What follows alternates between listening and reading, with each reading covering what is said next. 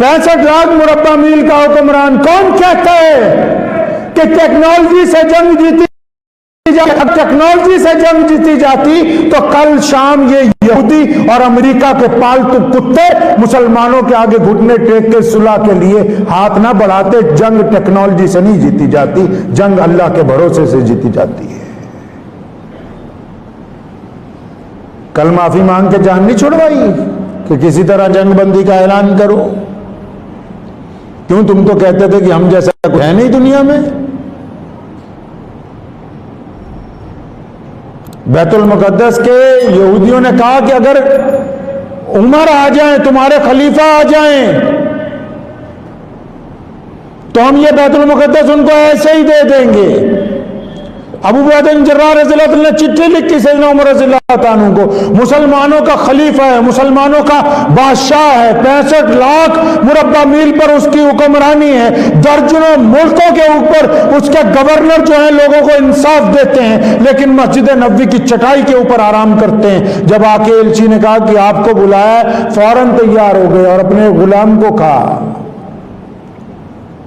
आज तो अगर किसी छोटे से पावर वाले बंदे ने आना हो ना तो 5 गाड़ियां आगे 5 पावर वाले तो छोड़ दो, किसी पीर ने आना हो ना, बाबे ने, तब भी इतना ताम जाम तैयार हो जाता कि बाबा जी आ रहे हैं।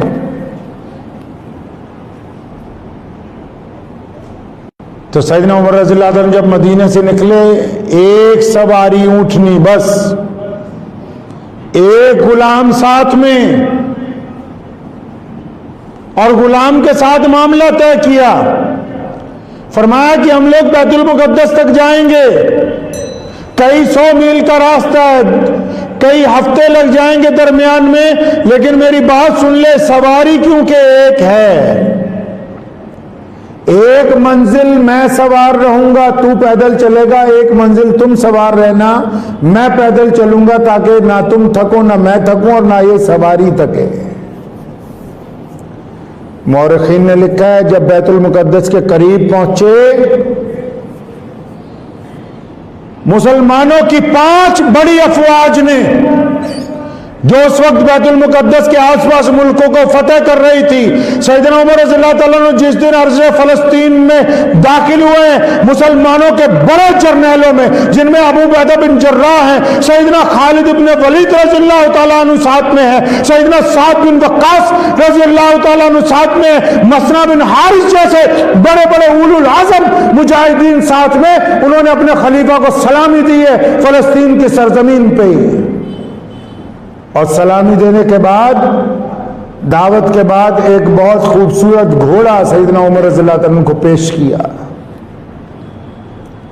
फरमाया हजरत अब आगे आप इस घोड़े पर बैठ के जाएंगे, क्योंकि आगे दुश्मन करीब है और वो इंतजार में है कि मुसलमानों का खलीफा आ रहा है। खालिद बिन वलीद रज़ियल्लाहु अन्हु ने कहा कि अमीरुल मोमिनीन, आप ये जो पेबंद लगे हुए कपड़े हैं, अब इनको ना पहने, बेहतरीन लिबास सैयदना उमर रज़ियल्लाहु ताला अन्हु को पहनाया। फरमाया हजरत अब चलें, ताकि दुश्मन को पता हो कि मुसलमानों का खलीफा आ रहा है। सब तारीख दानों ने लिखा है सैयदना उमर रज़ियल्लाहु ताला अन्हु उस लिबास के साथ जब घोड़े पर बैठे, चंद कदम चले तो कूद के घोड़े से उतरे। फरमाया खालिद इब्न वलीद, ए अबू उबैदा बिन जर्राह, खुदा की कसम उमर हलाक हो जाएगा अगर हमने अपनी असलियत छोड़ दी, अगर हम अपनी औकात से बाहर आ गए। फौरन उन रेशमी कपड़ों को उतारा, वही पेबंद लगे हुए लिबास पहने, और फिर जब वहां से चलने लगे तो पता लगा कि गुलाम की बारी ऊंटनी पर बैठने की है, अमीरुल मोमिनीन की बारी ऊंटनी को पकड़ के चलने की है।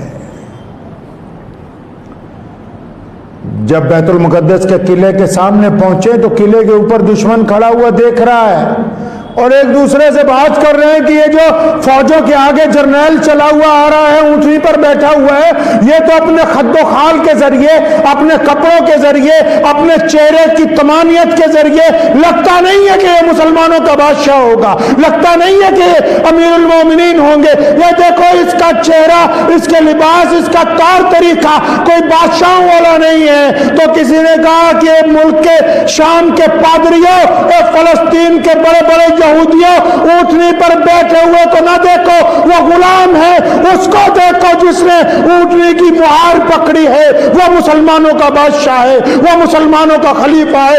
उमर फारूक के चेहरे पर जब नजर डाली दुश्मन के मौलवियों ने, उन्होंने एक लफ्ज कहा था कि हम इससे लड़ नहीं सकते, दुनिया की कोई ताकत इस कौम को शिकस्त नहीं दे सकती है।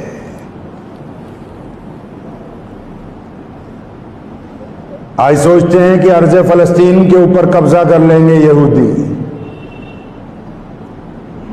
याद नहीं है कि अलकुदस के बेटे सलाहुद्दीन अयूबी ने दोबारा अपनी जिंदगी में करके दिखाया। इंग्लिस्तान का बादशाह, उस वक्त इंग्लिस्तान वाले ज्यादा बड़े गुंडे थे, आज अमेरिका वाले गुंडे बने हुए हैं। उठाओ तो फ्रांस की तारीख, ये फ्रांस वाले बार बार क्यों मुसलमानों के खिलाफ बोलते हैं? फ्रांस ने 5 दफा बैतुल मुकद्दस में हमला किया। फ्रांस का बादशाह 5 दफा 10-10 लाख फौजी लेकर बैतुल मुकद्दस पर कब्जा करने के लिए बढ़ा। उठाओ तारीख, 5 दफा इनको जमीन दोस्त किया गया, 5 दफा इनको नाकाम लौटाया गया, 5 दफा इनको मिट्टी में मिलाकर सुल्तान सलाहुद्दीन अयूबी ने वापस भेजा। इसलिए आज फ्रांस वालों को तकलीफ होती है, वो बार बार हमारे खिलाफ बोलते हैं। सलाहुद्दीन अयूबी रहमतुल्लाह अलैह एक बाजार से गुजरे, एक बंदा मेंबर बना रहा था, लकड़ी का बड़ा खूबसूरत बना के दुकान में रखा हुआ था। पढ़ते थे उस दौर में।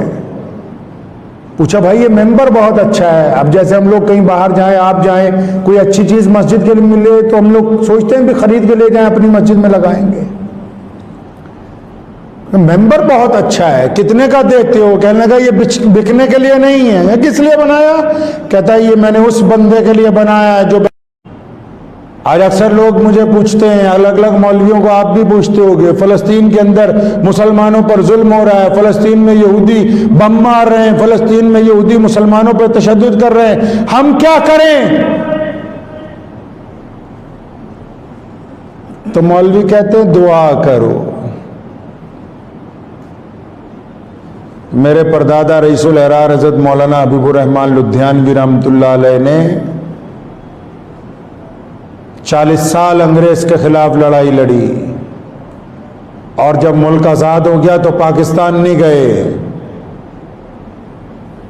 देवबंद जब जाया करते थे, मस्जिद जो दारुल देवबंद की मस्जिद है अंदर,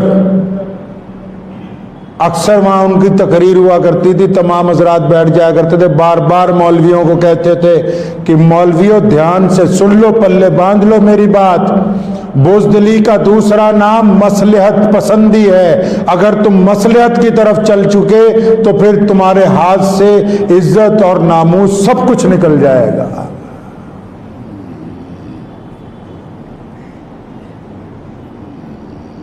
बैतुल मुकद्दस या बैतुल्ला या मस्जिद नबवी,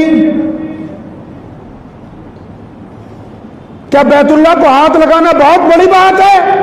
रसूलुल्लाह सल्लल्लाहु अलैहि वसल्लम ने तवाफ करते हुए बैतुल्ला को कहा कि बैतुल्ला मैं तेरी अजमत का कायल हूं, तो अल्लाह का घर है रुए जमीन पर सबसे पहला। मैं मानता हूं कि तेरी अगर ये जो पत्थर के टुकड़े अगर इनको बेचा जाए तो कीमत अदा नहीं हो सकती, लेकिन बैतुल्ला सुन ले, एक मुसलमान की इज्जत, एक मुसलमान की आबरू, एक मुसलमान की कीमत इतनी है कि अगर तुझे बेच भी दिया जाए तो किसी एक मुसलमान की इज्जत और आबरू की कीमत अदा नहीं हो सकती है।